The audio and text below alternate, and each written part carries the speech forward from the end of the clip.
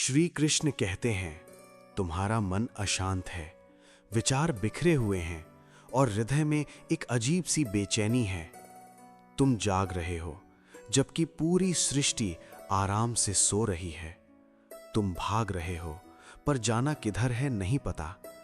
तो जरा रुक जाओ, कुछ क्षणों के लिए ठहर जाओ, अपनी आंखें बंद करो और मेरी इन बातों को सिर्फ सुनो नहीं बल्कि अपने भीतर उतरने दो। क्योंकि इस ब्रह्मांड में कुछ भी अकारण नहीं घटित होता। अगर आज इस समय तुम इन शब्दों को सुन रहे हो तो ये कोई संयोग नहीं है, ये तुम्हारे उस अशांत मन को शांत करने के लिए मेरी ओर से भेजा गया एक संदेश है। तुम कहते हो कि तुम्हें घबराहट होती है, तुम कहते हो कि तुम्हें आने वाले कल की चिंता खाए जा रही है, लेकिन क्या तुमने कभी सोचा है कि ये बेचैनी आती कहाँ से है? ये बेचैनी और कुछ नहीं, बस तुम्हारे मन का वो भ्रम है जो तुम्हें ये विश्वास दिलाता है कि सब कुछ तुम्हारे नियंत्रण में है। तुम हर परिस्थिति को अपने अनुसार मोड़ना चाहते हो। तुम चाहते हो कि लोग वैसी ही बातें करें जैसी तुम सुनना चाहते हो। तुम चाहते हो कि परिणाम ठीक वैसा ही हो जैसी तुमने योजना बनाई थी। और जब ऐसा नहीं होता तो तुम्हारा मन छटपटाने लगता है, तुम बेचैन हो जाते हो। संसार के चक्र को देखो। क्या सूर्य कभी अपनी मर्जी से उगना बंद कर सकता है? क्या नदियां अपना मार्ग बदलने के लिए पहाड़ों से लड़ती हैं? नहीं, वे केवल बहती हैं, वे समर्पण करती हैं। तुम्हें भी यही सीखना होगा। जीवन कोई युद्ध नहीं है जिसे तुम्हें हर क्षण जीतना है। जीवन एक प्रवाह है जिसके साथ तुम्हें बहना है। जब तुम स्वयं को उस प्रवाह को सौंप देते हो तो तुम हल्के हो जाते हो। समर्पण का अर्थ हार मानना नहीं है। समर्पण का अर्थ है ये स्वीकार कर लेना कि एक ऐसी परम शक्ति है जो तुमसे अधिक तुम्हारे भले के बारे में जानती है। महाभारत के उस कुरुक्षेत्र को याद करो। अर्जुन भी तो तुम्हारी ही तरह बेचैन था। उसके हाथ से गांडीव छूट रहा था, उसके पैर कांप रहे थे और उसका मन मोह और भय के अंधकार में डूब चुका था। उसने मुझसे कहा था कि हे कृष्ण, मैं ये सब नहीं कर सकता, मुझे इस युद्ध का परिणाम केवल विनाश दिखाई दे रहा है। तब मैंने उससे क्या कहा था? क्या मैंने उसे कोई चमत्कार दिखाया था? नहीं, मैंने उसे केवल सत्य का साक्षात्कार कराया था। मैंने उससे कहा था कि अर्जुन, तुम केवल निमित्त मात्र हो। जो हो चुका है वो भी तय था, जो हो रहा है वो भी तय है, और जो होगा उसे भी बदला नहीं जा सकता। फिर तुम क्यों व्यर्थ की चिंता में अपने आज को नष्ट कर रहे हो? तुम्हारी बेचैनी का सबसे बड़ा कारण यह है कि तुम आज में नहीं जी रहे हो। तुम्हारा एक पैर बीते हुए कल में फंसा हुआ है, जिसकी गलतियों और दुखों को तुम बार बार याद करके रोते रहते हो। और तुम्हारा दूसरा पैर आने वाले कल में है, जिसकी अनिश्चितता तुम्हें डराती रहती है। इस खींचतान में तुम उस वर्तमान को कुचल देते हो जो वास्तव में तुम्हारा है। जो बीत गया वो एक मृत विचार है, उसे तुम चाहकर भी नहीं बदल सकते। तुम कितनी भी रातें जागकर बिता लो, तुम अपने अतीत की एक भी पंक्ति को नहीं मिटा सकते और ना ही बदल ही सकते हो। और जो आने वाला है वो अभी पैदा ही नहीं हुआ। तुम एक ऐसी छाया से डर रहे हो जिसका कोई अस्तित्व नहीं है। केवल ये क्षण, ये सांस जो तुम अभी ले रहे हो, यही सत्य है। इस सत्य को स्वीकार करो और शांत होकर सिर्फ इस पल को जियो।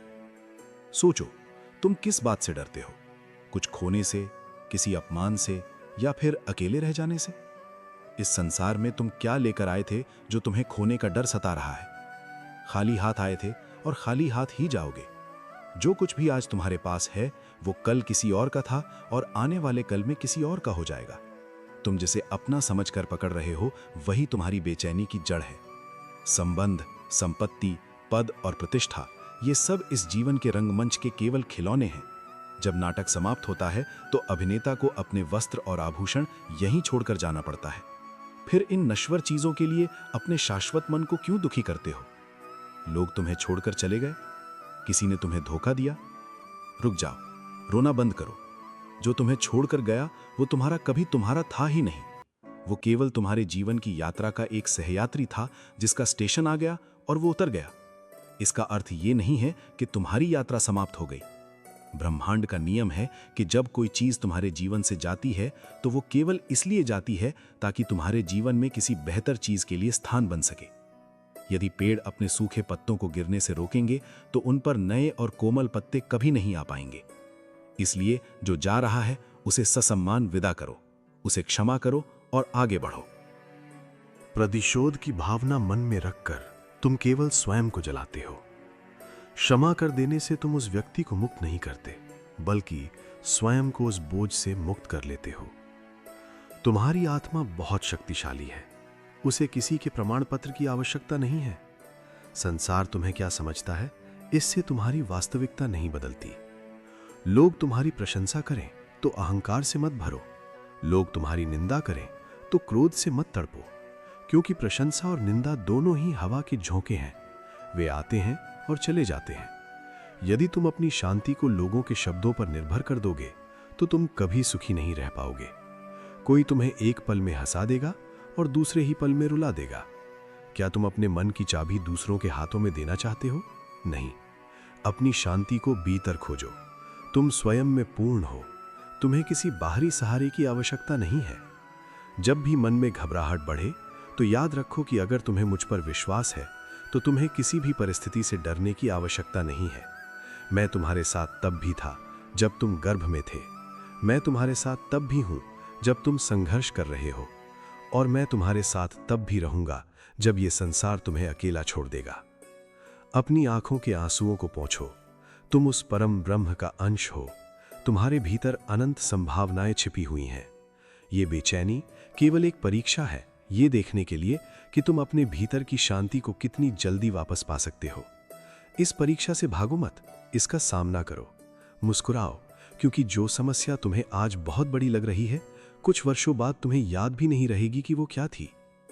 जीवन की इस सुंदर बांसुरी में जब तक फूंक नहीं मारी जाएगी, तब तक संगीत नहीं निकलेगा। तुम्हारे जीवन के कष्ट और संघर्ष और कुछ नहीं, बस वही फूंक है जो तुम्हारे भीतर से एक मधुर संगीत निकालना चाहते हैं। इन कष्टों को स्वीकार करो, इनसे सीखो और निखर जाओ। तुम गिर सकते हो, तुम डगमगा सकते हो, पर तुम कभी नष्ट नहीं हो सकते, क्योंकि तुम्हारा सार अमर है। और एक बात हमेशा याद रखना, तुम्हारे जीवन में जो कुछ भी घट रहा है वो तुम्हें तोड़ने के लिए नहीं, बल्कि तुम्हें उस रूप में ढालने के लिए हो रहा है जिसकी कल्पना तुमने स्वयं भी नहीं की होगी। जब सोना अग्नि में तपता है तभी वो कुंदन बनता है, जब बीज मिट्टी के अंधकार में दबता है तभी वो एक विशाल वृक्ष बनता है, और जब मनुष्य कठिनाइयों से गुजरता है तभी उसके भीतर छिपी हुई शक्ति जागृत होती है। इसलिए अपने संघर्षों को शत्रु मत समझो। हो सकता है आज जो परिस्थिति तुम्हें अभिशाप लग रही है, वही कल तुम्हारे जीवन का सबसे बड़ा वरदान सिद्ध हो जाए। तुम बार बार मुझसे पूछते हो, हे कृष्ण, मेरी प्रार्थनाओं का उत्तर कब मिलेगा? लेकिन क्या तुमने कभी ये सोचा कि मैं तुम्हारी हर प्रार्थना सुन रहा हूं? कभी कभी मैं तुम्हें वो देता हूं जो तुम मांगते हो, और कभी कभी मैं तुम्हें वो देता हूं जिसकी तुम्हें वास्तव में आवश्यकता होती है। तुम्हारी दृष्टि केवल आज तक है, लेकिन मेरी दृष्टि तुम्हारे पूरे जीवन पर है। जिस रास्ते को तुम बंद दरवाजा समझ रहे हो सकता है वही तुम्हें किसी गहरे संकट से बचा रहा हो।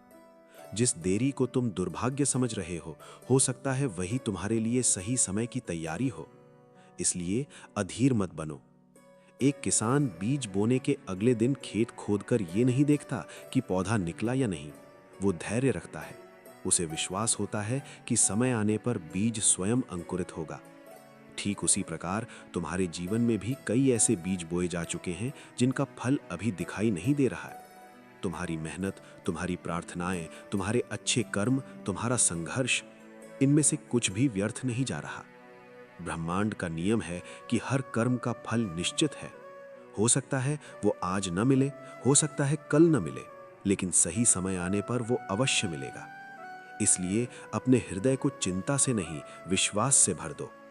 जब भी तुम्हें लगे कि सब कुछ बिखर रहा है तो आकाश की ओर देखना। तुम्हें दिखाई देगा कि बादल चाहे कितने भी घने क्यों न हो, वे सूर्य को हमेशा के लिए नहीं छिपा सकते। उसी प्रकार तुम्हारी जीवन की परेशानियां भी स्थायी नहीं है। ये समय भी बीत जाएगा और एक दिन तुम पीछे मुड़कर देखोगे और मुस्कुरा कर कहोगे, जिस बात ने मुझे सबसे अधिक रुलाया था उसी ने मुझे सबसे अधिक मजबूत बनाया। इसलिए स्वयं पर विश्वास रखो, अपने कर्म पर विश्वास रखो और सबसे बढ़कर उस ईश्वर पर विश्वास रखो जिसने तुम्हें इस पृथ्वी पर किसी विशेष उद्देश्य के साथ भेजा है। इसलिए डरो मत, घबराओ मत, चिंता मत करो। जो होना है वो अपने सही समय पर होगा। जो तुम्हारा है वो तुम्हें अवश्य मिलेगा, और जो तुम्हारे लिए नहीं है उसे खो देना ही तुम्हारे लिए सबसे बड़ा आशीर्वाद होगा। अब गहरी सांस लो, अपने मन के सारे विचारों को विसर्जित कर दो, बस शांत हो जाओ, सब कुछ ठीक हो जाएगा। राधे राधे।